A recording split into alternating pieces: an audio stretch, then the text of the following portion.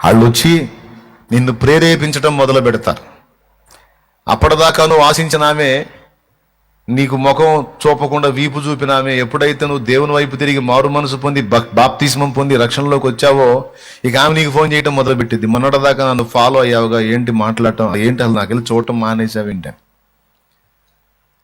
అట్లాగా నువ్వు ఎవరిని, పురుషుడినా స్త్రీనా, నువ్వు ఎవరిని గూర్చి ఆశిస్తావో ఆలోచిస్తావో ఆ బిస్కెట్లన్నీ నీకు అందుబాటులోకి వస్తాయి. ఎప్పుడు మారు మనసు పొంది రక్షణలోనికి వచ్చిన తరువాత.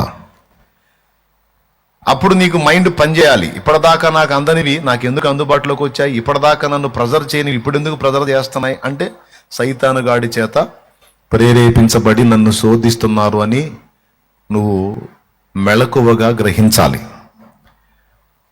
అట్లా కాకుండా పిల్ల మైండ్ కలిగి ఉన్నావు అనుకో, పాపం ఉపవాసం వల్ల ఉండి వచ్చి ఉంటారు మీలో కొంతమంది తినే వచ్చి ఉంటారు.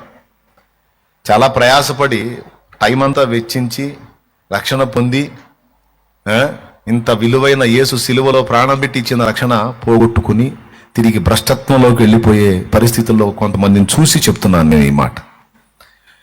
కాబట్టి ఇంతకు మీరు శాస్త్రులు పరిసయ్యులు సద్దూకయ్యుల్లాగా పై వేషానికి వచ్చారా, లేకపోతే అంతరంగంలో మారు మనసును కలిగే వచ్చారా?